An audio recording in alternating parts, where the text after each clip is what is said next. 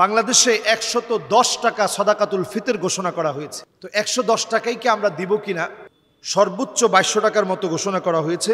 তো আসলে সর্বোচ্চ কি এটাই শেষ নাকি আরো বেশি দেওয়া যাবে? খুবই চমৎকার এবং গুরুত্বপূর্ণ একটা প্রশ্ন বলে আমি মনে করি। আমরা যারাই সাদাকাতুল ফিতর দিয়ে থাকি, সাদাকাতুল ফিতর এটা কিভাবে দিব এটা আমরা অনেকে জানি না দেখে এই মাসালাটা আমরা ঘুলিয়ে ফেলি। সাদাকাতুল ফিতর আমি হাত দিয়ে আপনাদেরকে দেখিয়ে দিই। এই যে এক সা এবং অর্ধ সা প্রায় সময় বলা হয়, এক সা অর্ধ সা আপনি তো কোনোটাই বুঝেন নাই, এই জন্য আপনার কাছে হিসাবটা বারবার গড়বড়ে মনে হয় যে হুজুররা একটা হিসাব দিলে পরে আমরা দেই। আসলে এটার হিসাবটা কি? এক সা মানি, অর্ধ সা মানিটা কি, আর এক সা মানি কি? এক সা মানি এইরকম হাতটাকে আপনি এই যে একবার, দুইবার, তিনবার, চারবার, একসা মানি 4 মুদ পরিমাণ। এই 4 মুদ মানি মুষ্টি। আরবিতে মুদ বলা হয় আর বাংলায় বলা হয় মুষ্টি। আমরা একসময় মুষ্টির চাউল দিতাম, এইভাবে করে আমরা চাউল দিতাম এরকম মোট করে। কিন্তু এখন তো আলহামদুলিল্লাহ পাল্লা পাথর সব কিছু থাকার কারণে এখন কে আবার মুষ্টিতে ভরে দিবে। তো এইরকম যদি 4 বার আপনি খেজুরটা নেন, এই 3 কেজি 695 গ্রাম খেজুর নিতে পারবেন। অনেকের পাঞ্জা তো অনেক বড়, আমাদের তো ছোট, আরব দেশের পাঞ্জা অনেক বড়। মোটামুটি তারা যদি এরকম 2টা নেয় তাহলে 2 কেজি না হইলেও 2 কেজির কাছাকাছি হয়ে যাবে। তাহলে যদি 4 বার নেয় তাহলে 4 কেজির কাছাকাছি। এটা হচ্ছে হিসাব, এটা হচ্ছে এক সার হিসাব। তাহলে 4 কেজি যদি আপনি খেজুরের কথা চিন্তা করেন, আজোয়া খেজুরে আসেন, বাইতুল মোকাররম থেকে এইবারই আমি আজোয়া খেজুর কিনছি 1200 টাকা দিয়ে। আবার আমার মধুবাগ থেকে কিনছি 1000 টাকা দিয়ে। সেদিন ফরিদপুর থেকে নিলাম 1000 টাকায়। তাইলে অনেক প্রকারের আজোয়া খেজুর আছে। সৌদি আরবে এমনও আজোয়া খেজুর আছে যেটা 1 কেজির দাম 500 টাকা। 1 কেজির দাম যদি 500 টাকা হয় তাহলে কি দাঁড়ায়? 1 কেজি সমান সমান বাংলা টাকায় 15,000 টাকা। তাহলে 4 কেজির দাম কত আসে? 60,000 টাকা। তাহলে একজনের সাদাকাতুল ফিতর যদি আপনি 60,000 টাকা দেন, আপনাকে ইসলাম নিষেধ করবে না। তবে 60,000 টাকা দিবে কে? 60,000 টাকা দিবে ওই ব্যক্তি যে সিঙ্গাপুরে গিয়ে মার্কেট করে, যে মার্কেটে 5 লক্ষ টাকা বাজেট করে তার এক এক সন্তানের জন্য। তিনি সামাজিক স্ট্যাটাস অনুযায়ী তিনি 5 লক্ষ টাকা দিবেন। 5 লক্ষ টাকা মার্কেট যেরকম করছে 60,000 টাকা এরকম সাদাকাতুল ফিতর দিবে, অথবা কম বেশি দিবে। আপনি যদি 1000 টাকা করেও যদি আজোয়া খেজুর হিসাব করেন তাইলে 4000 টাকা আসতেছে। আপনি যদি সুক্কারি খেজুর হিসাব করেন তাহলে 1000 টাকায় আপনি 4 কেজি, এই 1000 টাকার মধ্যে আপনি কিনে ফেলতে পারবেন। এরকম যদি আপনি কিশমিশ দিয়ে চিন্তা করেন, পনির দিয়ে চিন্তা করেন, তাহলে দেখা যাবে অল্পে যেমন আপনি পারবেন, বেশি চাইলে বেশির কোনো শেষ নেই। কোয়ালিটির যেমন কোনো শেষ নাই, বেশির কোনো শেষ নাই। সর্বনিম্ন যে লোকটা একেবারেই সর্বনিম্ন আয়ের একজন মানুষ, কিন্তু তার উপরে সাদাকাতুল ফিতর ওয়াজিব হয়ে গেছে। নেশাব পরিমাণ সম্পদ 85,000 টাকার মতো টাকার ওই দিন তার কাছে কোনোভাবে আছে। এই জন্য ঈদের আগেই সাদাকাতুল ফিতর তাকে দিতে হবে। তিনি সর্বনিম্ন 110 টাকা দিবেন। এই সাদাকাতুল ফিতরটা আমরা দেই কেন? তুহরাতুন লিস-সাইমি মিনাল লাগওয়ি ওয়ার রাফাথ। এই সাদাকাতুল ফিতর আমাদের রোজার ভুল ত্রুটিগুলা মাফ করে দিবে। সুবহানাল্লাহ বিহামদি। এটার মধ্যে দ্বিতীয় লাভটা হচ্ছে তু'মাতুন লিস-সাইম। রোজাদারদের জন্য এটার মধ্যে খানা থাকবে। খানা কিসের খানা? রোজাদারদের জন্য খাবার। তার মানে আপনি রোজা শেষ করছেন, এখন রমজান শেষ, ঈদের একটা আনন্দ হবে। এই আনন্দের সময় আপনার টাকাটা দিয়ে সে যেন কিছু একটা কিনতে পারে। কিন্তু আপনি এমন টাকা দিলেন 110 টাকা, এটা দিয়ে 1 কেজি গোশত হবে?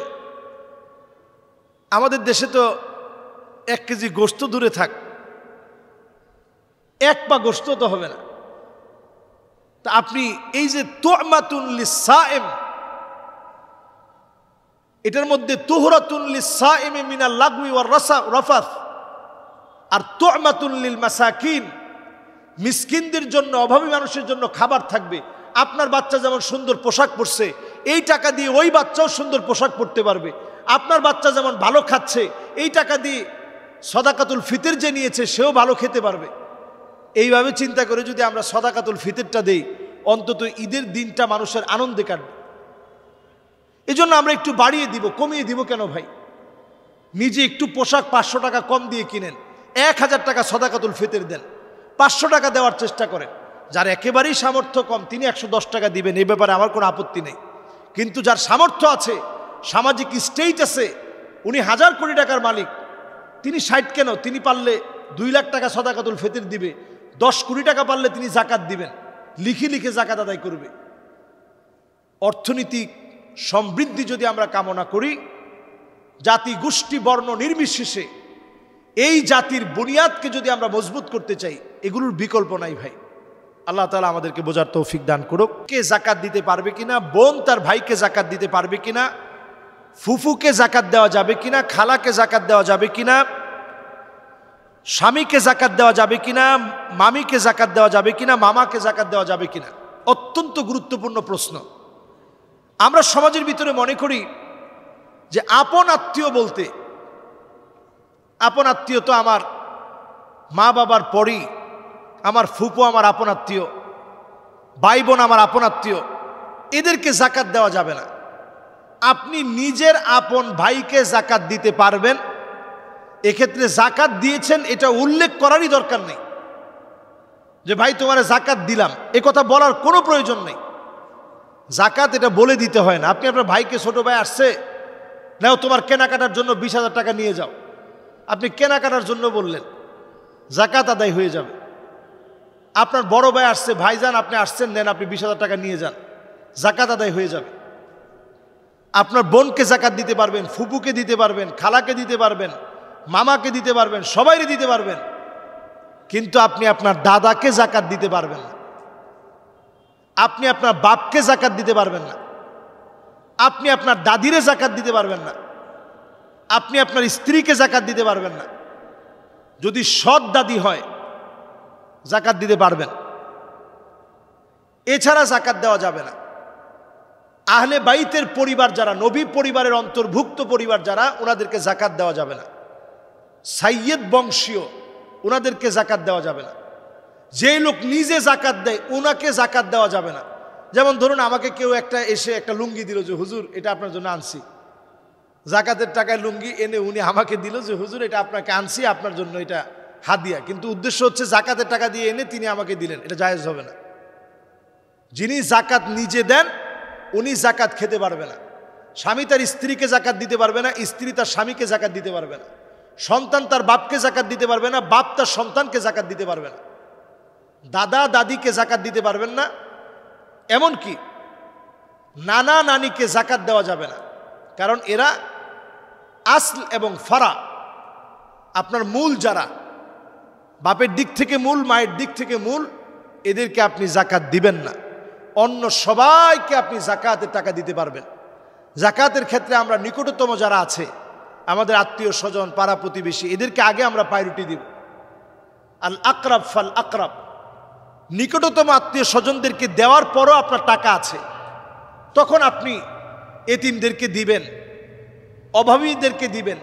এক্ষেত্রে আরও একটা বিষয় বলে রাখা দরকার, লা ইয়াসআলুনান নাসা ইলহাফা, যারা মানুষের কাছে হাত পাততে পারে না, অভাবের তাড়নায় কষ্ট করে। আমি এমনও দেখেছি অনেক অভাবী না খেয়ে থাকে, না খেয়ে রোজা রাখে, কারো কাছে চাইতে পারে না। এমন লোকদেরকে আপনি জাকাতের টাকা দিয়ে ইফতারিও কিনে দিতে পারেন, কোনো অসুবিধা নেই।